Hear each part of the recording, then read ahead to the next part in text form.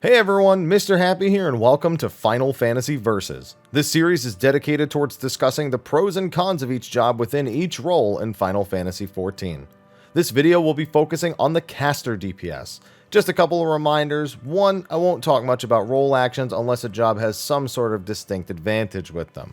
And two, every job can do every content, no questions asked. So no matter who wins or even potentially loses this video, play what you enjoy and you will have no issues. First up, let's start with the OG Black Mage. Introduced as the immobile turret mage way back in the day, the job has largely kept its identity intact for almost 10 years now. It's gotten new additions from each expansion that's given it more burst, more movement, and more boom.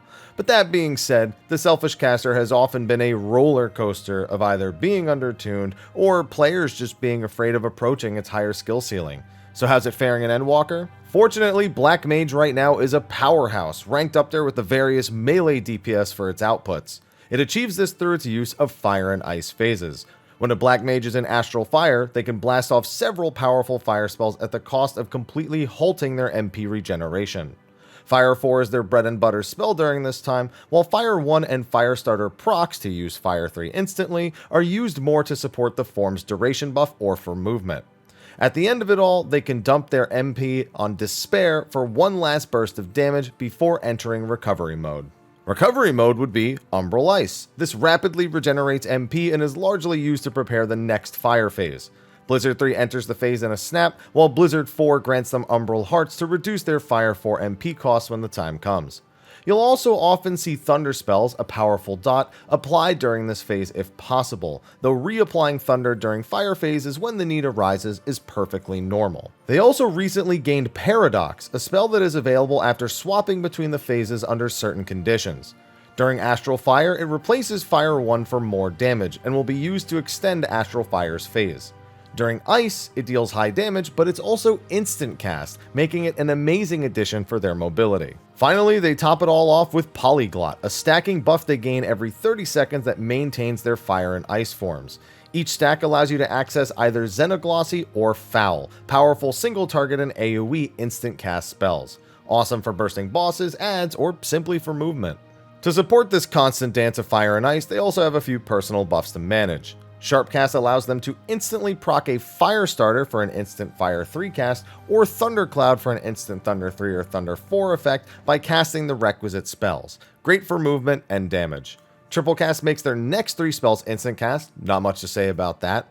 But this is important because Fire 4's recast time is actually lower than its cast time, so Triple Cast is actually a DPS gain on that spell.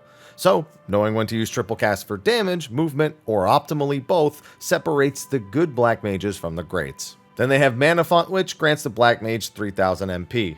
You'll usually use this after Despair or Flares to get a couple of extra casts at the end of your fire phase. Ley Lines is a personal buff that places a ring of power on the ground. Standing in it greatly increases their spell speed, so ensuring this is dropped during a time where you can remain inside for the duration is essential. Finally, they have Amplifier, which instantly grants them 1 Polyglot, great for burst windows or for extra movement. They do of course have an AoE rotation that focuses on swapping between fire and ice, almost identical -1 interaction between High Fire 2 and Flare. Thunder has an AoE equivalent as well in that of Thunder 4, so it feels super easy to rotate between single target and AoE when needed. Their remaining abilities focus on rounding out their phase maintenance, defense, and mobility when needed. Transpose allows for an instant swap between fire and ice, though the transition won't enter them at full power. They'll only have 1 stack of these buffs. Transposing to fire can be alright if you happen to have an unused Firestarter proc already locked and loaded. Transposing to ice can be useful to instantly access Paradox for more mobility, though it takes some adjustment to properly weave back into fire smoothly. It's often used when combined with their next skill, Umbral Soul. This skill simply buffs Umbral Ice by 1 stack and extends its timer. It also generates Umbral Heart, so it's your go-to downtime spam skill. Use this when running between bosses and dungeons, or during boss attacks when there are no targets. It requires already being in Ice phase though, so transpose to get you there if you have to. Their final few skills help stay alive and also helps ensure they can keep slinging out spells. Mana Ward grants the Black Mage a 30% max HP shield, great for helping with isolated attack damage or when your party seems to be running behind on healing. Finally, Ethereal Manipulation lets them dash to an ally's side. This is awesome for quickly zipping around the arena, ensuring that you can save your mobility tools for damage or other mobility phases. It does require a teammate to be in a proper position ahead of time though, so don't be worried if you accidentally ethereal manipulate to the wrong target and have to desperately run to the correct spot. It happens to the best of us. They can even use Between the Lines as a similar style teleport to the center of their ley lines if they're active. Zipping around the arena with these two will both impress your party members and help you keep the damage pumping. So pros for Black Mage. Number 1 pro is big damage. Tons of big numbers firing off all those neurons and pumping those endorphins. The job also has a very different way of using MP, with the values constantly jumping from 0 to full and back again. This makes recovery from mistakes, especially death, much smoother. It has a ton of mobility tools, a simple rotation, and lots of room to grow in terms of skill. This gives it a very rewarding feeling when you find yourself improving day after day. The con side mostly comes down to the job being a knowledge check. First, you need to ensure you understand the job well enough, but then you need to make sure you understand the fights well enough. Knowing when to save mobility tools, not use triple cast during your burst to save it for movement later, properly manipulating to allies, making use of ley lines as both a teleport location, and trying to make sure you have as much uptime with it as possible, positioning, 2-minute timing. The job just takes a special approach to play well, but it is well worth the effort. It also is the only caster with no combat raise, so if you're not running double caster, be wary of this. You're going to see both your healers die at some point, and maybe consider swapping jobs in that moment. However, the job's strengths really shine when you improve on it, and it's definitely worth a shot even if you suck at first. Next up is Red Mage. The job was introduced as the 3rd caster back in Stormblood and has had a huge impact on the game since then. Being a mix of melee and ranged gameplay made for a big fanbase, alongside the classic job aesthetics and the utility that it brings. This has remained true forever, even when the job's damage output was considered lower than expected, which is even now kind of a little bit. There's no questioning whether or not it's good in Endwalker though, because even at its worst, it's always been one of the most desired jobs for any party since implementation. The job focuses on balancing white and black mana through its gauge. Its single target and AoE spells generate different manas as you cycle through them, occasionally proccing stronger spells in the process.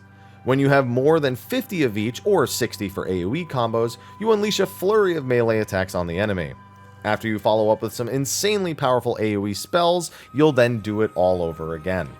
I could detail every individual spell, but honestly they all just serve the purpose of getting you to this 6-part melee spell combo. It's simple to understand and easy to execute. It's flow friendly to new casters. The only thing to really note is you don't want both of your manas to be the exact same value. 2 of their melee combo attacks, Verflare and Verholy, gain bonus effects if you have 1 mana lower than the other. It's up to you to know which is which and to use either Verflare or Verholy correctly to gain an extra spell proc every time you get to them in your rotation. To help facilitate this is their other primary job mechanic, Dual Cast. Upon finishing a spell cast, the next one then becomes instant. The job has some spells with normal cast times and others with really long ones, so you generally only use dual cast procs on spells with really long cast times instead. You can also utilize swift cast like the other casters can, but bear in mind that a swift casted spell will not proc dual cast, so do not do this aimlessly. Ensure it's part of a set rotation or being used for a specific purpose like movement.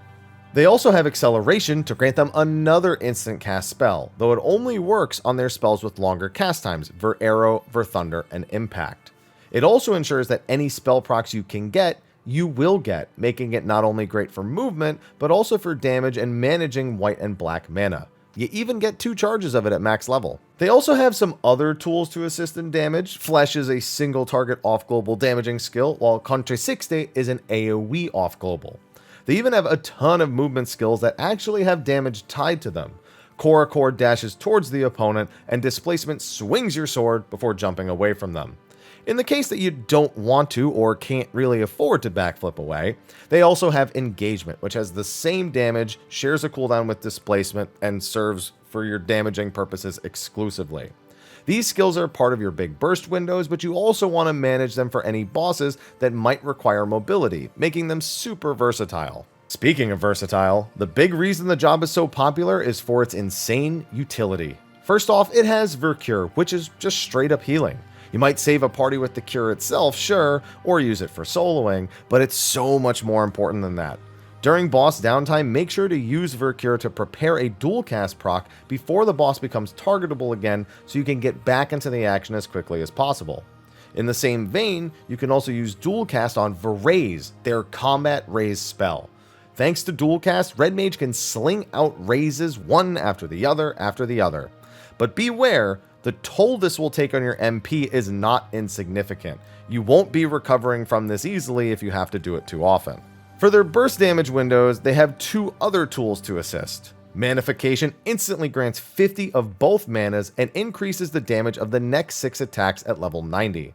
That is basically 5% more damage on your entire melee spell combo, which you also just instantly got access to thanks to the 50 mana.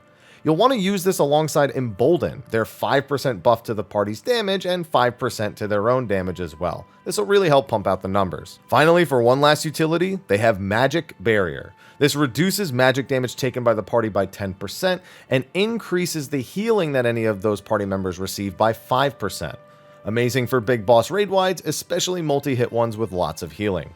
So Red Mage has a lot of pros, all of which we've kind of discussed throughout this entire thing. Simple to understand, simple to play, lots of utility, and solid damage, even if it is less than Black Mage and Summoner. Not to mention, you just look good as a Red Mage. The cons are really just preferential for the most part. Some people just don't jive with the simple rotation and want something a bit more exciting, or maybe you're just tired of being asked to raise so frequently. The only real con I'd say is the job is surprisingly the least mobile of the casters. I know that sounds crazy given Black Mage's desire to turret, but dual cast procs are only good if you can stop to cast a spell in between. So bosses with long mechanical dances where you need to keep dealing damage require a lot of planning for Red Mage. Well-timed melee combos, gap closers and gap creators, acceleration and swift cast uses are all important things to learn in endgame content. That being said, if you are new to caster, this is my #1 recommendation. You just might find your new main job in the process. Finally, we come to Summoner. Yes, finally, we're not talking about Blue Mage. Anyway, Summoner was introduced back in A Realm Reborn in patch 2.0 and has always been a roller coaster ride. I think of all the jobs in the game, it's probably the most reworked, most adjusted, most loved, most hated, most played, least played. It's everything and then some. Endwalker saw the largest rework yet, taking the job from being a dot-centric caster with a side of pets to a job that utilizes the pets non-stop to access powerful new skills in a steady flow. So how's it faring? Well, it's fairly, largely, okay now after a few adjustments. The job starts by entering Dreadworm Trance and summoning Bahamut, dealing a huge burst of damage right away. After Bahamut is gone, it rotates between Ifrit, Garuda, and Titan phases to deal its damage, each starting with a giant summon animation and attack. Titan is the steady and highly mobile DPS phase. Ifrit is the slow and hard-hitting phase, and Garuda is the rapid-fire phase with one long cast time spell in there. After using each, your next summon will be just about ready with Phoenix. This phase functions largely similarly to Bahamut, with a few small differences, such as the addition of an AoE regen for the team for the duration, and a targeted heal buff for an ally. Then you rotate through the 3 summons again back to Bahamut, and so on and so forth. There isn't that much else to say about it, to be honest. They do also have some other tools to balance on top of the constant summons. Energy Drain and Energy Siphon can be used as single target and AoE options respectively to get 2 stacks of Ether Flow per minute, which they'll then use on Fester or Pain Flare for single target or AoE. They also have Searing Light to provide a small damage buff to the team for 30 seconds once every 2 minutes, a combat raise, and a personal shield, though the shield is only usable when Carbuncle is out. This is a lot of the time, basically anytime a different summon isn't out, but be wary of your timing if you're trying to use this on special attacks. Seriously, that's it. So I guess it's pros and cons time. Summoner's pros are actually pretty similar to Red Mage's, plus a couple. It's incredibly simple, has a combat raise, and a damage buff. It has great mobility, minus a few spells during Ifrit and Garuda, so you'll have to plan around those timings. Its single target damage is solid too, even slightly better than red mages in most cases, and its AoE damage is absolutely bonkers. The cons are, once again, just a bit preferential. The simplicity can be unexciting for some, and the occasional disjointedness of the Ifrit spells I know can be a bit jarring, going from almost entirely mobile in most phases to having to plan mobility for Ifrit. Its combat raise is fine also, but summoners have to struggle between using Swiftcast for Ifrit mobility or holding it just in case. I see a lot less summoner raises than I used to, that's for sure. It has no utility either other than its raise and the heal ability on Phoenix, which you should definitely consider using it smartly when it comes around, just isn't going to turn as many heads and it's not going to be the reason anyone takes you into their group. That being said, if you're looking for a job that does solid damage, has high mobility, has the summon aesthetic, and is not too difficult to play, then Summoner is a good job for you. Alright, as you know, we need to pick a winner. While Black Mage is my favorite, hands down, I have to give it to Red Mage. While the job has the lowest DPS of the three casters, it's such a reliable pick in all facets of the game, from casual to hardcore. Even at its worst, it's still a popular pick, and that's for a good reason. It's easy to play, has lots of utility, and is more than efficient enough to get the job done, even when it's ranking below Summoner and Black Mage. For second place, I am going to give it to Black Mage though. The damage the job pumps out is just so insane, and it has such a satisfying learning curve that really makes you feel stronger even when you haven't picked up new gear. Play Black Mage well, and people will take notice of you. That is for sure. Now, Summoner, honestly, it could contend for second place as well, but the job just feels like it's missing something. Its simplicity isn't quite like Red Mage's. It's almost too simple with not much room for learning or improving. It is great for people who want as little involvement with their job as possible and to perform at a really consistent level, but often Summoner mains that I know shy away from playing it unless necessary just for these reasons. That being said, being the second strongest caster means it ain't no slouch. And that's going to be a wrap for this episode of Final Fantasy Versus. If they make any adjustments throughout Endwalker that warrants a reissue of this Versus, then we will do that. But if not, hopefully you enjoyed it. Be sure to like, favorite, subscribe, and share, and I will see you all in the next video. Until then, take care.